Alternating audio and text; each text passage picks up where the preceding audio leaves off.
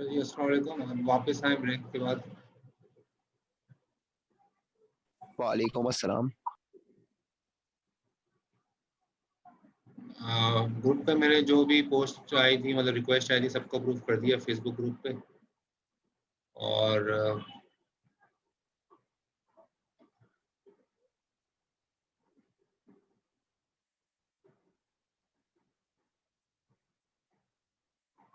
ठीक है, तो सीआर की भी सिलेक्शन करनी है आप लोगों को। मैं यहाँ पोस्ट रख रहा हूँ, ठीक है, सीआर के लिए। और आप कमेंट्स में जो है ना वो बता दीजिएगा कि कोई कौन सीआर होने चाहिए।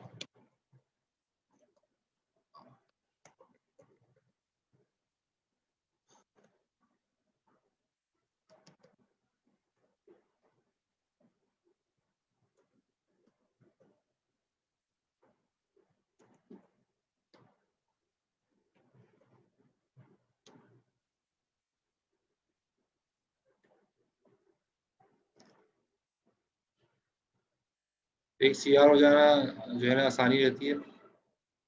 तो यहाँ मैंने पोस्ट कर दी है, तो अपने कमेंट्स में आप बता दीजिएगा, तो इंशाल्लाह उसको सिलेक्ट कर लेंगे, ठीक है। Okay sir.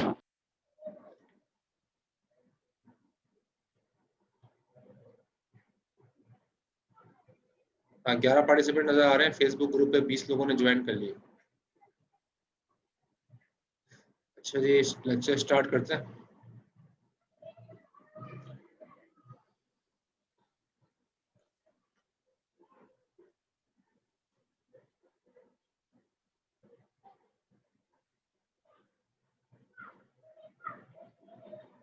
तो यहाँ पर हम बात कर रहे थे कि डायरेक्ट मेमोरी एक्सेस।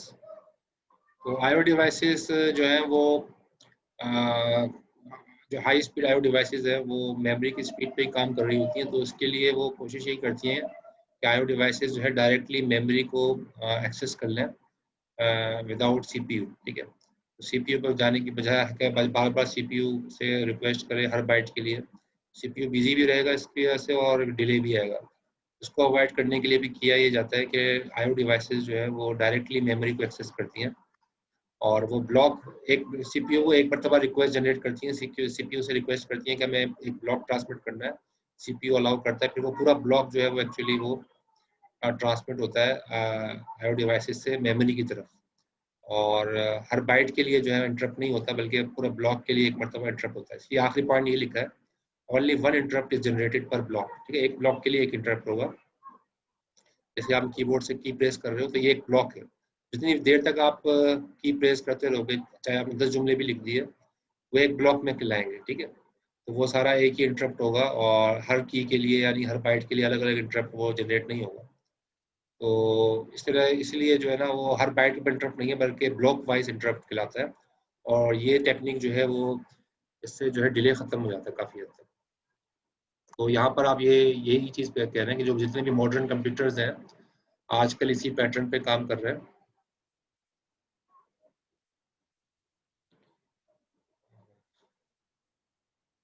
कि जो है यहाँ पर देखें कि ये सीपीयू मल्टीपल सीपीयूज आजकल जो है वो मल्टीपल सीपीयूज जो है आजकल वो हो गए हैं। तो सीपीयू की चिप में कई सीपीयूज भी होते हैं। और बहरहाल ये डिवाइसेस हैं, बहुत सारी डिवाइसेस हैं। एम डिवाइसेस का मतलब बहुत सारी डिवाइसेस हैं। और हर कोई जो है वो सीपीयू से एक मरतबा रिक्वेस्ट करती हैं एक ब्लॉक के लिए, और फिर वो डायरेक्टली या लिखा है डीएमए। डीएमए का मतलब है डायरेक्ट मेमोरी एक्सेस। तो डिवाइसेस डायरेक्टली जो है वो एक्सेस करती हैं किसको, मेमोरी को, रैम। डिवाइसेस डायरेक्टली रैम को एक्सेस करती हैं और सारी इंस्ट्रक्शंस जो है डिवाइसेस जो है डायरेक्टली रैम को देती हैं। एक मरतबा इससे पूछ लेती हैं सीपीयू से। इस एक ब्लॉक जो है वो पूरा एक इंटरप्ट में चला जाता है। एक इंटरप्ट जाएगा यहाँ पर और उसके नतीजे में से पूरा एक ब्लॉक भेज दिया जाएगा। हर बाइट के लिए इंटरप्ट जनरेट नहीं होगा, ठीक है। तो ये Von Neumann computer architecture actually इसी को कहते हैं। आपने वॉन न्यूमन आर्किटेक्चर का नाम तो सुना होगा ना, डबल आईसीटी पढ़ा है आपने कोर्स। तो डबल आईसीटी कोर्स के अंदर ये चीज़ पढ़ाई जाती है, वॉन न्यूमन आर्किटेक्चर होता है। इसमें ये बताया जाता है कि सीपीयू के अंदर जो है वो प्रोसेसिंग हो रही है और एक रैम होती है, एक सीपीयू होता है, और बाकी जो है वो सीपीयू और रैम के थ्रू ही कम्युनिकेशन आपस में हो रही होती है। तो सीपीयू एक्चुअली जो है कम्युनिकेशन रैम के साथ करता है, सीपीयू रैम के साथ कम्युनिकेशन करता है। आईओ डिवाइसेस भी सीपीयू आईओ के डिवाइसेस के साथ भी कम्युनिकेशन करता है। लेकिन आईओ डिवाइसेस जो है वो एक्चुअली इंटरप्ट जनरेट करती हैं, सीपीयू की तरफ भेजती हैं, और उसके बाद जो है अगर डीएमए खत्म कर दिया जाए, डायरेक्ट मेमोरी एक्सेस ना हो, तो हर बाइट के ऊपर, हर कीबोर्ड की हर की के ऊपर इंटरप्ट जनरेट होगा, जिसकी वजह से सीपीयू बहुत ज़्यादा बिजी हो जाएगा। तो इसको अवॉइड करने के लिए, बजाय ये कि हर बाइट पर इंटरप्ट जनरेट हो, एक ब्लॉक के ऊपर इंटरप्ट जनरेट होता है, एक मरतबा सीपीयू को इंटरप्ट किया जाता है, और जितनी देर तक आप टाइपिंग करते रहेंगे वो एक ब्लॉक के अंदर इंटरप्ट जो है वो डेटा को भेजता रहेगा। तो ये चीज़ क्लियर हो गई।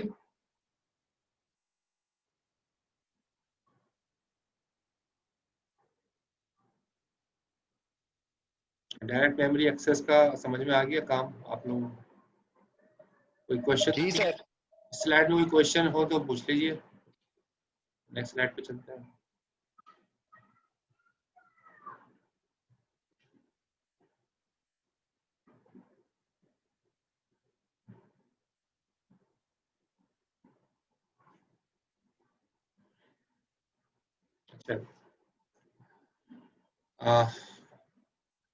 अच्छा, अच्छा, कंप्यूटर्स भी ना दो तरह के जो है आ गए। एक तो आजकल आप देखो, एक तो है single single general purpose computers, single general purpose processor. ऐसे प्रोसेसर है जो कि सिंगल, यानी कि एक कंप्यूटर के अंदर एक प्रोसेसर लगा हुआ है, सिंगल प्रोसेसर लगा हुआ है कंप्यूटर के अंदर, और वो सारे काम कर रहा है।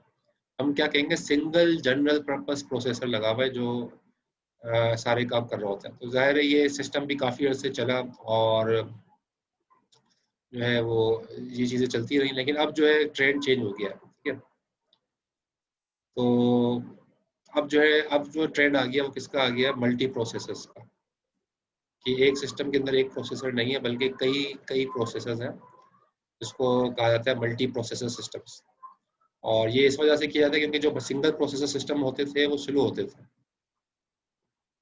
एक ही प्रोसेसर होता था। तो अब जो है मल्टी प्रोसेसर्स के ज़रिए जो है वो काम जो है तेज़ हो जाता है। अब आप कहोगे सर अभी भी हम एक ही प्रोसेसर लगाते हैं सीपीयू में। प्रोसेसर तो एक होता है, लेकिन एक मतलब चिप एक होती है वो, लेकिन एक चिप के अंदर वो ज़्यादा प्रोसेसर्स होते हैं। जैसे कोर आई 5 है तो 5 प्रोसेसर लगे हुए होंगे, कोर आई 7 है तो 7 प्रोसेसर लगे हुए होंगे, है ना। तो प्रोसेसर जो है ना वो ज़्यादा है, चिप एक है, प्रोसेसर ज़्यादा होते हैं, एक चिप के अंदर कई प्रोसेसर्स लगे हुए होते हैं। सर वो कोर्स भी तो होते हैं जी सर, कोर्स, वो जो अंदर हाँ, कोर्सेज कोर, जो होते जो कोर होते हैं ना वो एक्चुअली वो, हैं। हर कोर एक अलग प्रोसेसर है। हर कोर का के मैं अभी आपको दिखाऊंगा, आगे स्लाइड्स में आ रहा है। हर कोर का अलग जो है हर कोर के अंदर रजिस्टर्स अलग होंगे, और उसका हर कोर का कैशे भी अलग है। तो वो एक समान तरह से एक ही चिप के ऊपर जो है वो मल्टीपल कोर्स हैं, मल्टीपल प्रोसेसर हैं। सर तो और थ्रेड्स भी होते हैं इसमें शायद। जी, वो अभी आप आगे इसी में डिस्कस करेंगे सारी चीज़ें। तो as also known as parallel systems, tightly coupled system. तो अगर मल्टी प्रोसेसर लगे हुए हैं और एक ही सिस्टम के अंदर है, कंप्यूटर एक ही है और प्रोसेसर्स मल्टीपल हैं, एक ही चिप के अंदर मल्टीपल प्रोसेसर हैं, तो ऐसे सिस्टम्स को हम पैरेलल सिस्टम भी कहते हैं, कि पैरेलल एग्जीक्यूशन हो रही है, मल्टीपल प्रोसेसर्स मिलकर काम कर रहे हैं। और ऐसे सिस्टम्स को हम टाइटली कपल्ड सिस्टम्स भी कहते हैं। टाइटली कपल्ड क्यों कहा गया, क्योंकि एक ही चिप पर है ना, एक ही सिस्टम के अंदर एक ही चिप पे है, तो उसको कहते हैं टाइटली कपल्ड। लेकिन अगर अलग अलग सिस्टम्स के आगे आगे देखेंगे हम, लूजली कपल्ड भी होते हैं, उसको क्लस्टरिंग कहते हैं, ठीक है। मल्टी प्रोसेसिंग दोनों तरीकों से पॉसिबल है, क्लस्टरिंग के जरिए से भी मल्टी प्रोसेसिंग हो सकती है, और जो है वो मतलब सिंक्रोनस मल्टी प्रोसेसर अभी हम देखेंगे आगे, साइमल्टेनियसली जो काम करता है, वो भी दो तरीके हैं इसके। तो खैर अभी हम बात कर रहे हैं, अगर एक ही सिस्टम के अंदर मल्टीपल प्रोसेसर्स हो तो उसको हम कहते हैं tightly coupled system.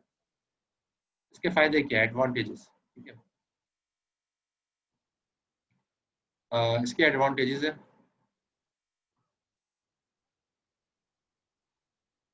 Increase throughput, ठीक है, थ्रूपुट इंक्रीज हो जाता है।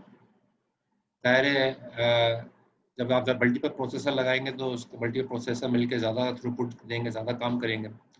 लेकिन एक बात यहाँ पर देखें, the speed of ratio with n processor is not n. चार प्रोसेसर, अगर एन प्रोसेसर लगा दें तो उसका मतलब ये नहीं कि एन गुना स्पीड बढ़ गई। जैसे फॉर एग्जांपल अगर एन का मतलब है प्रोसेसर की तादाद, अगर आपने 4 प्रोसेसर लगा दिए चिप पे, 4 प्रोसेसर है, तो 4 गुना स्पीड तेज नहीं हो जाएगी, ठीक है। बल्कि इससे कम होगी। However rather it is less than n, n से कम होगी। 4 प्रोसेसर लगाए तो 4 गुना स्पीड नहीं बढ़ेगी, हो सकता है 3 गुना बढ़े या ढाई गुना बढ़े, 3 गुना बढ़े, ठीक है, तो 4 गुना नहीं बढ़ेगी। क्यों? Because of overhead and contention of shared resources. क्योंकि ओवरहेड भी लगता है ना, क्योंकि हर प्रोसेसर अपना जो है वो ओवरहेड जनरेट करता है, उसके अपने कंट्रोल बसेस हैं। और कंटेंशन रिसोर्स का मतलब ये है कि हर कोई चाहता है कि रैम रैम को एक्सेस करे, हर प्रोसेसर चाहेगा कि रैम को एक्सेस करे, क्योंकि रैम तो एक ही है, रैम तो बहुत सारी नहीं है। तो रैम, हर प्रोसेसर रैम को एक्सेस करना चाहेगा, जिसके लिए फिर ज़ाहिर है एक ही वक्त में रैम सबको जवाब नहीं दे सकती, तो वेट करना पड़ेगा हर प्रोसेसर को। तो इस वजह से डिले आ जाता है। तो डिले होने की वजह से जितने आप प्रोसेसर लगाओगे ज़रूरी नहीं है कि उतनी उतनी गुना स्पीड बढ़ जाए, बल्कि थोड़ा उससे कम ही स्पीड बढ़ती है। लेकिन बहरहाल थ्रूपुट जो है वो इंक्रीज हो जाता है, परफॉर्मेंस जो है वो कई गुना अच्छी हो जाती है। अच्छा जी, सेकंड पॉइंट कह रहे हैं economy of scale. Multi processor system can cost less than equivalent multiple single processor system. ठीक है, तो अगर आप एक ही चिप के ऊपर कई प्रोसेसर्स हो तो कहेंगे मल्टी प्रोसेसर सिस्टम है, तो जाहिर है उसकी कॉस्ट कम पड़ती है क्योंकि एक ही चिप पर है। ठीक है, लेकिन अगर आप उसको अलग अलग चिप्स पे कर दो, ठीक है, 4 प्रोसेसर के लिए 4 चिप लगाओ, 6 प्रोसेसर के लिए 6 चिप लगाओ, तो फिर क्या होगा, कॉस्ट बढ़ जाएगी, हर प्रोसेसर की कॉस्ट बढ़ जाएगी। क्योंकि जाहिर है हर प्रोसेसर को अपने लिए उसके अंदर बसेस चाहिए होती हैं, वो अगर एक ही चिप के ऊपर है तो सारे एक ही बस को यूज़ कर लेंगे, और अलग अलग चिप्स पे और होंगी तो हर कोई अलग अलग जो है वो बसेस यूज़ करेगा, जिसकी वजह से बसेस क्या कॉस्ट अलग बढ़ जाएगी। तो एक ही चिप पे रहने से फ़ायदा ये होता है, तो इसका आपको जो ना वो इकोनॉमिकल पड़ जाता है, ये सस्ता हो जाता है, वरना सोल्यूशन महंगा हो जाएगा।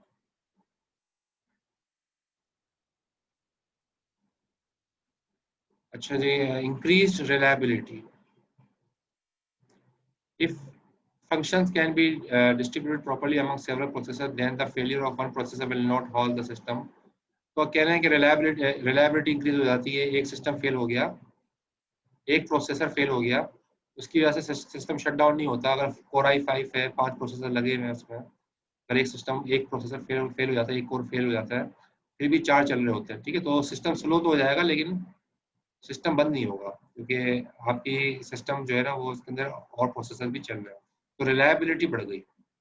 अगर सिंगल प्रोसेसर होता तो वो उसके बंद हो जाने पे आपका ज़ाहिर सिस्टम नहीं चलता, लेकिन मल्टी प्रोसेसर लगाने का फ़ायदा यही होता है कि रिलायबिलिटी बढ़ जाती है। तो यहाँ पर ये लिखा हुआ है, if we have 10 processors and one fails, then each of the remaining 9 processors can pick up the share of the work for the failed processor. तो अगर 10 प्रोसेसर एक फेल हो गया तो 9 मिलके वो 10वें का काम भी कर लेंगे। तो स्पीड थोड़ी स्लो हो जाएगी लेकिन काम जो है वो आपका रुकेगा नहीं। तो पूरा सिस्टम जो है वो 10% स्लो होगा सिर्फ, क्योंकि ज़ाहिर है 10 प्रोसेसर एक प्रोसेसर फेल हुआ तो पूरा सिस्टम 10% स्लो होगा, 90% पूरा सिस्टम जो है वो ओके चल रहा होगा। तो ये क्लियर है? कोई स्लाइड में क्वेश्चन तो नहीं है? No sir.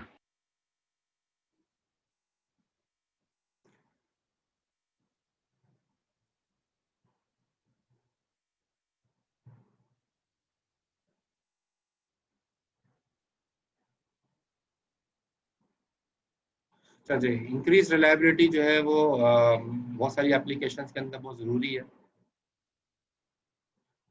तो इसका फ़ायदा क्या होता है मल्टी प्रोसेसर लगाने का? ठीक है, the ability to continue providing service proportional to the level of surviving hardware is called graceful degradation। यानी कि आपने ग्रेसफुली जो है आपने डिग्रेड तो कर दिया लेकिन आपका सिस्टम बंद नहीं हुआ। ठीक है, मल्टीपल प्रोसेसर्स हैं, तो अगर आपका एक प्रोसेसर फेल भी हो जाता है, 2 प्रोसेसर फेल भी हो जाता है, तो सिस्टम ग्रेसफुल डिग्रेडेशन की तरफ चला जाएगा, थोड़ा सा स्लो होगा लेकिन बंद नहीं होगा।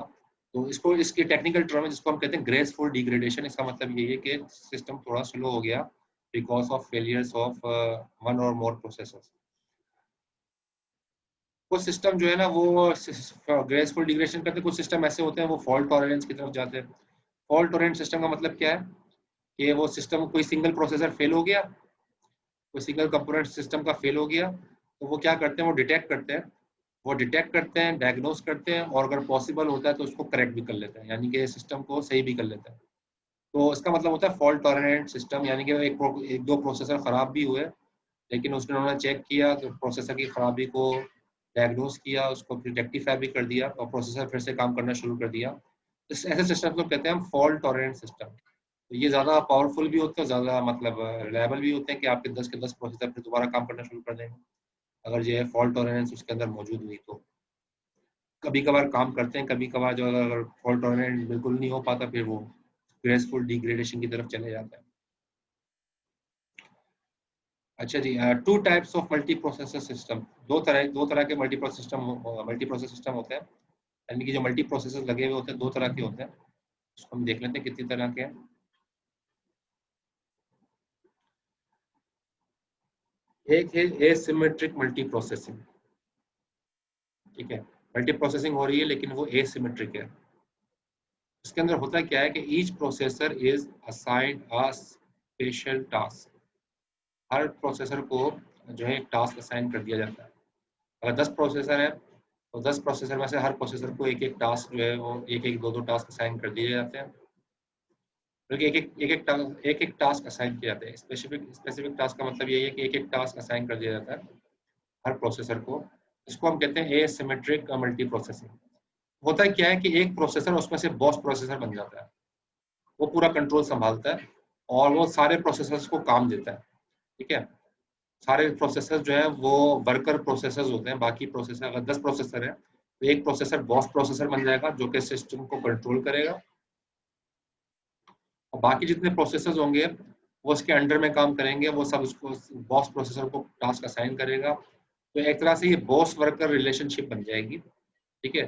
तो सारे प्रोसेसर जो है वो अपना अपना काम कर रहे होंगे, जो बॉस प्रोसेसर टास्क असाइन करेगा हर वर्कर प्रोसेसर अपना टास्क जो है उसके मुताबिक परफॉर्म करेगा। ऐसी मल्टी प्रोसेसिंग को हम कहते हैं asymmetric multi processing. Second type is symmetric multi processing, उसको हम एसएमपी शॉर्ट फॉर्म में भी लिखते हैं। सिमेट्रिक मल्टी प्रोसेसिंग ये ज़्यादा पावरफुल है और ज़्यादातर यही यूज हो रही है। तो एसिमेट्रिक मल्टी प्रोसेसिंग में क्या होता है, each processor performs all task with in the operating system. Her processor कोशिश करता है कि वो सारे टास्क परफॉर्म करे जो ऑपरेटिंग सिस्टम के अंदर हो रहे हैं, वो सारे टास्क परफॉर्म करने की हर प्रोसेसर कोशिश करता है, ठीक है। एसिमेट्रिक के अंदर जो टास्क असाइन किए जाते हैं, सिमेट्रिक के अंदर हर प्रोसेसर चाहता है कि वो सारे काम करे। तो हर प्रोसेसर पीयर है, all processors are peer. Peer का मतलब है सबका एक ही लेवल है, कोई इसमें बॉस नहीं है, कोई वर्कर नहीं है, बल्कि सारे प्रोसेसर जो है एक ही लेवल पर है, सारे पीयर्स, इसको कहते हैं पीयर्स है। नो बॉस वर्कर रिलेशनशिप, इसमें कोई बॉस वर्कर रिलेशनशिप नहीं होती। तो ये क्लियर हो गया? ये कोई क्वेश्चन है तो पूछ सकते हैं।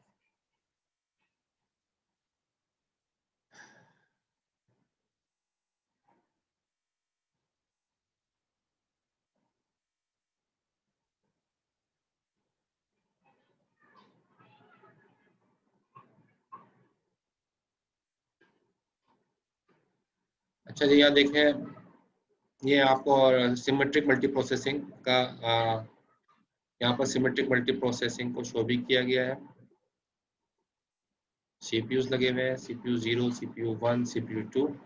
हर सीपीयू के अंदर रजिस्टर्स आपको नजर आ रहे हैं, ठीक है। मल्टीपल प्रोसेसर है, ये एक ही चिप के ऊपर है, ठीक है, एक ही चिप के ऊपर है। चिप एक ही है लेकिन मल्टीपल प्रोसेसर लगे हुए हैं, मल्टीपल कोर है। चिप एक ही है और हर एक के अंदर अलग अलग रजिस्टर है, हर एक का अलग अलग कैशे है, ठीक है। लेकिन सबके लिए रैम एक ही है, रैम एक ही है सबके लिए। सब हर प्रोसेसर जो है इसी रैम को एक्सेस करके अपनी प्रोसेसिंग करेंगे। और जाहिर है सब इसमें कोई बॉस प्रोसेसर नहीं है, बल्कि हर प्रोसेसर चाहेगा कि वो ऑपरेटिंग सिस्टम के सारे ऑपरेशंस को परफॉर्म करे।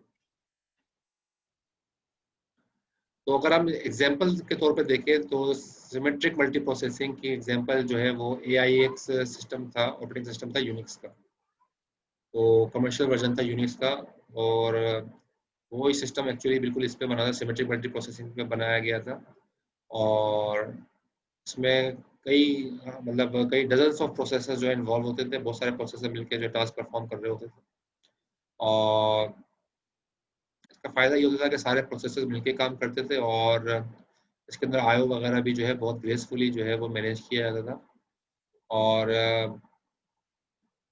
ज़ाहिर है इसके अंदर मसला ये होता था कि देखो रिसोर्सेज तो एक ही है ना, रैम तो एक ही है, अब प्रोसेसर ज़्यादा है, ठीक है। इस तरह से बसेस भी ज़ाहिर है सबके अंदर मिलके ही काम कर रहे होंगे, तो रिसोर्सेज जो है आपस में शेयर हो रही होती हैं। तो आईओ रिक्वेस्ट भी आती है, जैसे कीबोर्ड से आप की प्रेस कर रहे हो, हर प्रोसेसर चाहेगा कि उसके इंटरप्ट जो है वो कैच करे।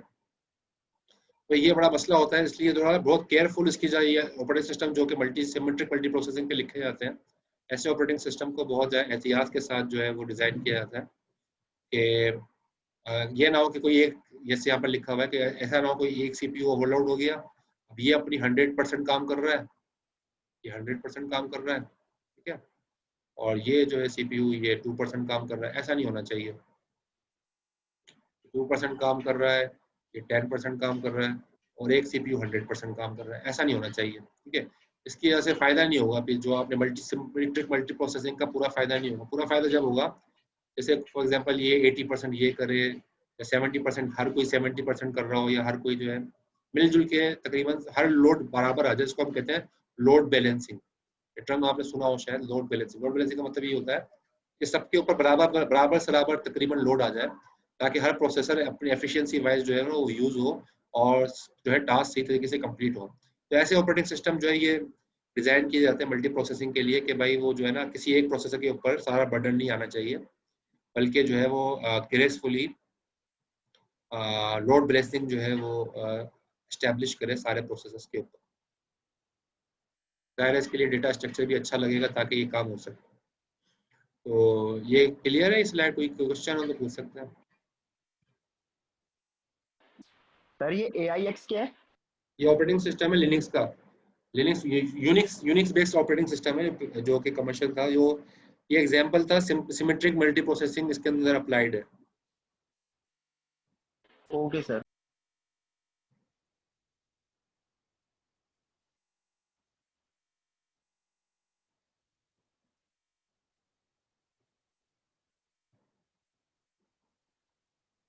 तो वही बात चल रही है, virtually all modern operating systems including Windows, Mac, OS X and Linux now provide support for SMP, यानी कि सिमेट्रिक मल्टी प्रोसेसिंग जो है वो सारे सपोर्ट कर रहे हैं, जितने भी आजकल चल रहे हैं ऑपरेटिंग सिस्टम्स, सब में ये सपोर्ट मौजूद है।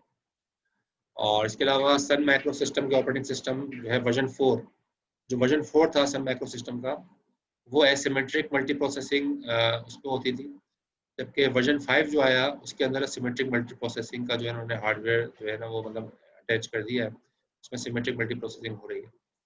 इस तरह से ये कुछ एग्जांपल्स आपके सामने आ गई कि ये चीज़ें हो रही हैं प्रैक्टिकली।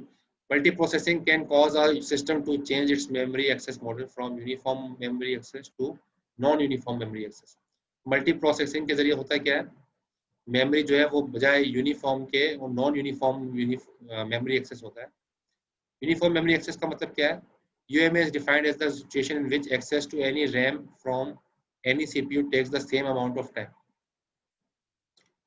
तो यूनिफॉर्म मेमोरी एक्सेस का मतलब ये होता है कि हर CPU जो है ना वो सेम अमाउंट ऑफ टाइम ले, हर CPU जो है रैम के अंदर से सेम टाइम ले, और 3 CPUs है तो तीनों का तो टाइम बराबर बराबर मिले। तो ऐसे आर्किटेक्चर को कहते हैं UMA, यूनिफॉर्म मेमोरी एक्सेस, के जितने प्रोसेसर हैं वो सब बराबर का टाइम जो है मेमोरी से बराबर का टाइम जो है वो एग्जीक्यूशन के लिए ले रहे हैं।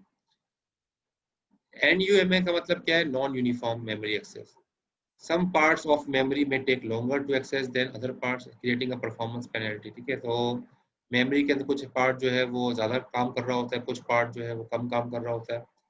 तो जिसकी वजह से जो है न्यूमा जो है आर्किटेक्चर होता है उसके अंदर ज़ाहिर है वो परफॉर्मेंस थोड़ी डिग्रेड हो जाती है। तो ऑपरेटिंग सिस्टम कोशिश ये करता है कि न्यूमा जो है वो न्यूमा की पेनल्टी को मिनिमाइज कर सके, और उसके लिए वो रिसोर्स मैनेजमेंट अपने एंड पे ऑपरेटिंग सिस्टम करता है।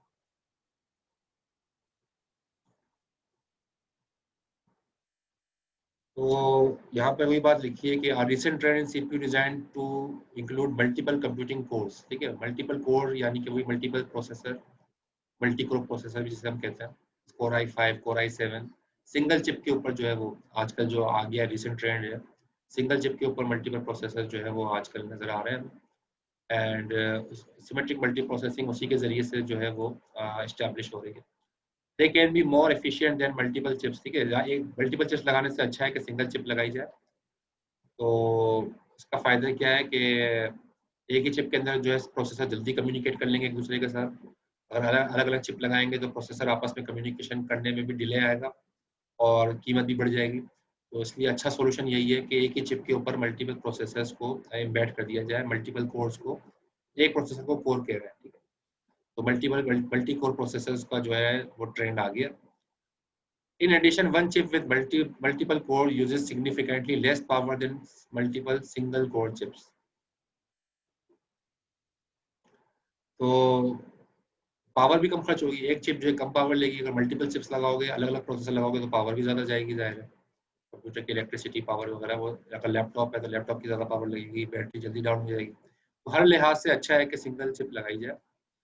It is important to note that while multi-core systems are multi-processor system, not all multi-processor systems are multi-core. यहाँ पर ये बात है कि अगर multi-processor system में जरूरी नहीं है कि वो multi-core भी हो, और अलग-अलग चिप लगी हुई है, लेकिन ऐसे systems हैं मौजूद जिसमें चिप अलग-अलग लगी हुई हैं और वो काम कर रहे हैं, तो वो multi-core नहीं कहलाएंगे, लेकिन वो multi-processor जरूर कहलाएंगे। तो यहाँ यही बात कही है कि हर multi-processor multi-core नहीं होता, ठीक है? हर multi-processor system multi-core नहीं होता, लेकिन हर मल्टी-कोर प्रोसेसर तो हर मल्टी-कोर प्रोसेसर मल्टी प्रोसेसर जरूर होता है। तो ये बात क्लियर हो गई? Yes sir.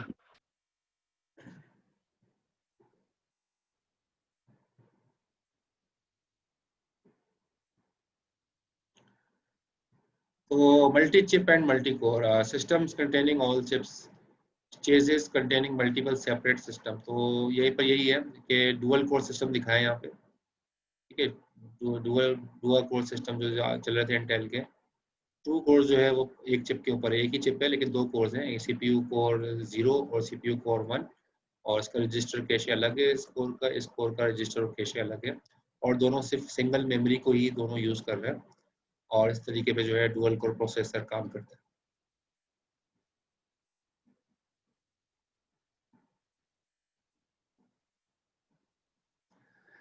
अच्छा, मल्टी प्रोसेसिंग जो है ना वो क्लस्टरिंग के जरिए भी हो सकती है। एक तो तरकीब अभी आपको थोड़ी देर पहले बताई, जो पिछली स्लाइड में देखा आपने यहाँ पे सिमेट्रिक मल्टी प्रोसेसिंग, लेकिन अगर आपको मल्टी प्रोसेसिंग करनी है सिमेट्रिक के अलावा, तो एक और तरीका है उसका, क्लस्टर्ड सिस्टम का क्लस्टरिंग कर दें आप, क्लस्टरिंग के जरिए से भी मल्टी प्रोसेसिंग हो जाती है। तो यहाँ पर लिखा है like multi process system but multiple systems working together, ठीक है? यानी कि मल्टीपल सिस्टम्स में, इसमें एक कंप्यूटर नहीं है, कई कंप्यूटर हैं, 10 कंप्यूटर 20 कंप्यूटर्स, वो सारे मिलके आपस में काम कर रहे हैं, और जाहिर है हर कंप्यूटर के अंदर प्रोसेसर लगा हुआ है। तो ऐसे सिस्टम को हम सारे 10 सिस्टम है, 10 कंप्यूटर हैं, 10 के 10 मिलके काम कर रहे हैं, 10 के 10 सिस्टम के प्रोसेसर्स मिलके काम कर रहे हैं, तो वो भी मल्टी प्रोसेसिंग कहलाएगी, लेकिन वो क्लस्टर बेस्ड मल्टी प्रोसेसिंग होगी, क्लस्टर बेस्ड मल्टी प्रोसेसिंग होगी। वो एक तरह का क्लस्टर बन गया है, क्योंकि सिस्टम अलग अलग है, एक ही चिप पे नहीं है, अलग अलग मशीन हैं, अलग अलग सिस्टम्स हैं, अलग अलग प्रोसेसर लगे हुए हैं सब में, लेकिन सब मिलके आपस में काम कर रहे हैं। Clustered system differ from multi processor system, ठीक है? तो जाहिर है एक ही चिप के ऊपर जो काम कर रहा होता है उससे अलग होता है इनका behaviour. They are composed of two or more individual systems or nodes joined together. Such systems are loosely coupled. वो tightly coupled कहलाते हैं जो एक ही चिप के ऊपर होते हैं, ठीक है? एक ही सिस्टम के अंदर है, एक ही चिप के ऊपर है, मल्टीपल प्रोसेसर, वो tightly coupled कहलाते हैं। और अगर अलग अलग सिस्टम्स के अंदर है और मिलकर काम कर रहे हैं तो उसको हम कहते हैं loosely coupled. Each node may be a single processor system or a multi-core system, ठीक है ना? हर नोड जो है वो हर प्रोसेसर हो सकता है सिंगल, हर प्रोसेसर में हर कंप्यूटर में हो सकता है सिंगल प्रोसेसर लगाओ, या ये भी हो सकता है हर कंप्यूटर के अंदर मल्टी कोर प्रोसेसर भी हो, किसी में कोर i5 है, किसी में कोर i7 है, किसी में कोर i3 है, लेकिन सारे प्रोसेसर जो है सारे कंप्यूटर्स आपस में मिलके काम कर रहे हैं तो वो क्लस्टर सिस्टम बन जाए। और उनका जो फिर एक्चुअली वो स्टोरेज एरिया, उस नेटवर्क का भी एक नाम होता है, स्टोरेज एरिया नेटवर्क नाम दे देते हैं उसको, कि वो सारे मिलके जो क्लस्टर बना है पूरा, वो एक तरह का स्टोरेज एरिया नेटवर्क बन गया है, जिसके ज़रिए से सारी स्टोरेज जो है वो एक्चुअली प्रोसेसर्स जो है वो मिलके आपस में जो है एक दूसरे के साथ लोड बैलेंसिंग करके शेयर कर रहे हैं। इससे फ़ायदा क्या होता है? High availability service. कोई कंप्यूटर फेल होता है, कोई सिस्टम फेल होता है, कोई प्रोसेसर फेल होता है, तो उसके बावजूद जो है सिस्टम आपका शट डाउन नहीं होता। तो generally we obtain high availability by adding a level of redundancy in the system. तो ज़्यादातर हम क्या करते हैं, सिस्टम के अंदर मल्टीपल रिडंडेंसी का मतलब ये होता है कि मल्टीपल प्रोसेसर लगा देते हैं, मल्टीपल सिस्टम लगा देते हैं, जिसकी वजह से अगर एक सिस्टम डाउन भी होता है तो वो उसकी जगह दूसरा सिस्टम जो है वो ले लेता है। इस तरीके से जो है वो ओवरऑल जो है वो काम हो रहा होता है। इसमें कोई क्वेश्चन तो नहीं है? No sir. No sir.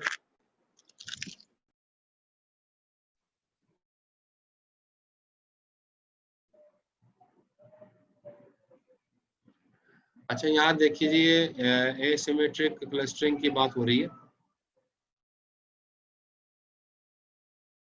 Clustering can be structured एसिमेट्रिकली और सिमेट्रिकली, ठीक है। तो एसिमेट्रिक भी हो सकता है क्लस्टरिंग, सिमेट्रिक भी हो सकती है। क्लस्टरिंग के भी दो तरीकों से आप इसको इम्प्लीमेंट कर सकते हो, सिमेट्रिक भी और एसिमेट्रिक भी। तो एसिमेट्रिक क्लस्टरिंग में क्या होता है? In asymmetric clustering one machine is in hot standby mode. एक मशीन क्या बन जाती है? हॉट स्टैंड बाय मोड में चली जाती है, और बाकी जितनी मशीन होती हैं वो एप्लीकेशंस को रन कर रही होती हैं।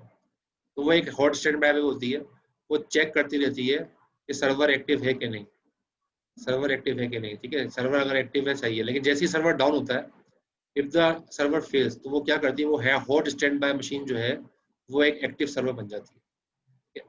यानी कि होता यही है एसिमेट्रिक क्लस्टरिंग के अंदर, एक मशीन स्टैंड बाय पे होती है और वो चेक करती रहती है कि जब तक सर्वर काम कर रहा है तो वो मॉनिटर कर, फिर वो स्टैंड बाय पे रहती है। जैसे ही सर्वर डाउन हो जाता है तो वो उसकी जगह ले लेती है और वो एज अ सर्वर काम करने लगती है। इस तरह की क्लस्टरिंग को कहते हैं asymmetric clustering.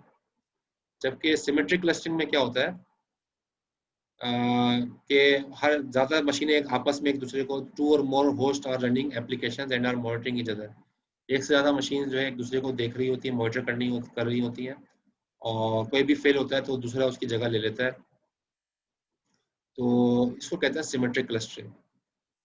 So since a cluster consists of several computer systems connected via network, cluster can also be used to provide high performance computing environment.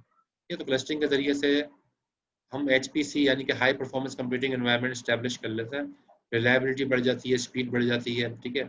और कोई सिस्टम फेल होता है तो उसका भी मतलब आसानी हो जाती है, सिस्टम आपका बंद नहीं होता, चीज़ें बंद नहीं होती। आप देख रहे हो आजकल फेसबुक यूज़ करते हो, यूट्यूब को यूज़ करते हो, ये एप्लीकेशन डाउन नहीं होती। क्यों नहीं डाउन नहीं होती? पीछे क्लस्टरिंग के ऊपर चल रही है।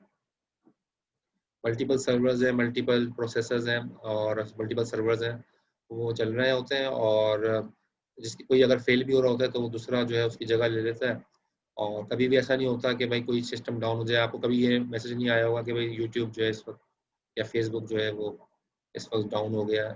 जो अच्छी एप्लीकेशन इस वक्त चल रही हैं, बड़ी एप्लीकेशन, वो कोई भी डाउन होती हुई नजर नहीं आएंगी आपको, कि बैकग्राउंड के अंदर वो यही क्लस्टर बेस्ड जो है ना उनकी इम्प्लीमेंटेशन हुई।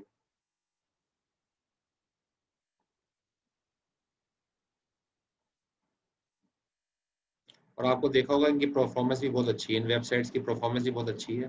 इसकी वजह भी यही है कि वो ज़्यादा क्लस्टरिंग यूज़ कर रहे हैं, तो मल्टीपल प्रोसेसर मिलके सारे काम कर रहे होते हैं, तो वो बहुत अच्छी परफॉर्मेंस दे रही होती है।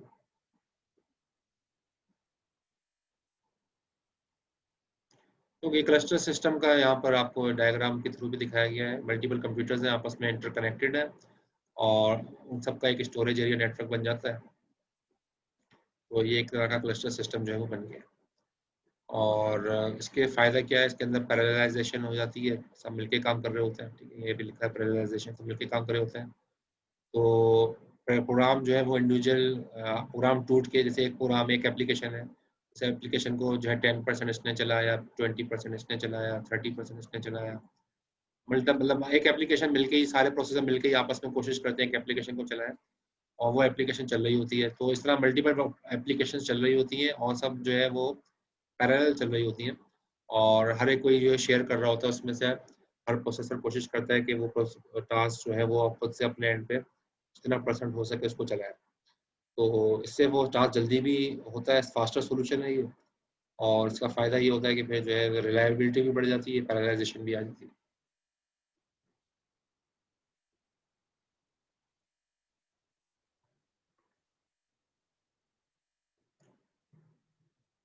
Other forms of cluster include parallel clusters and clustering over a wide area network, ठीक है।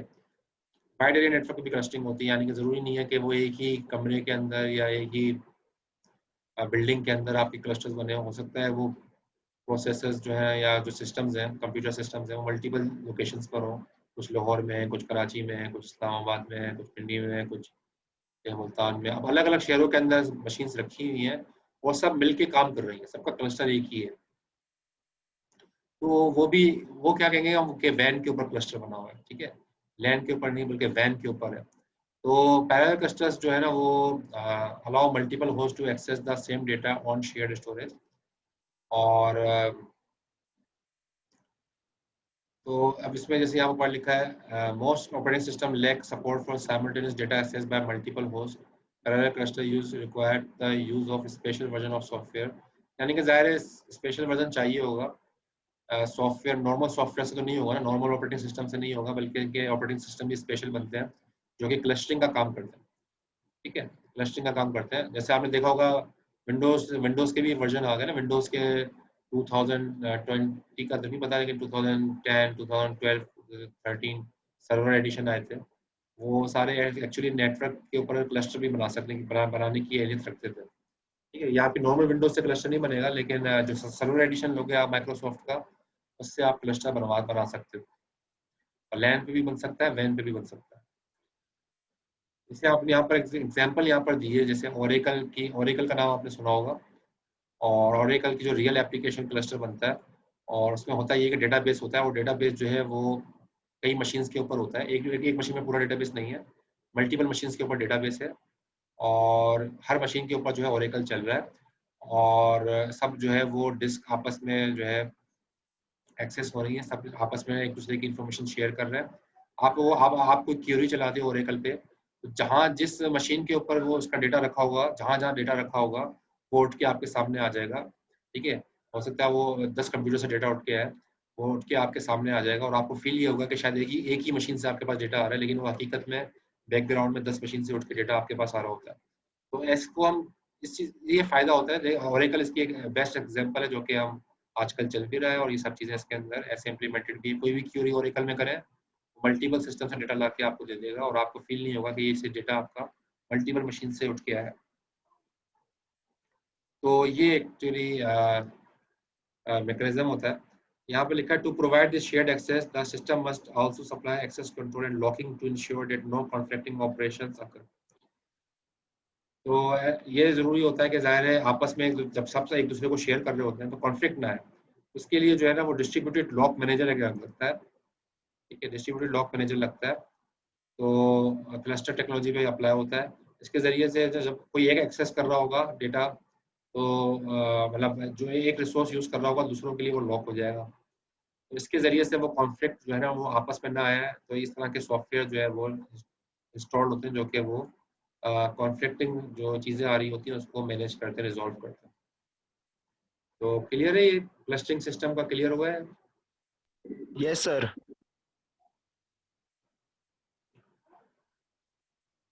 अच्छा जी, ऑपरेटिंग सिस्टम का अब हम स्ट्रक्चर के बारे में हम बात करते हैं। देखिए, अभी तक हमने ऑपरेटिंग सिस्टम, अभी तक हम सीपीयू के बारे में बात कर रहे थे कि प्रोसेसर का स्ट्रक्चर कैसा है, प्रोसेसर की ऑर्गेनाइजेशन कैसी है, सीपीयू की ऑर्गेनाइजेशन कैसी है।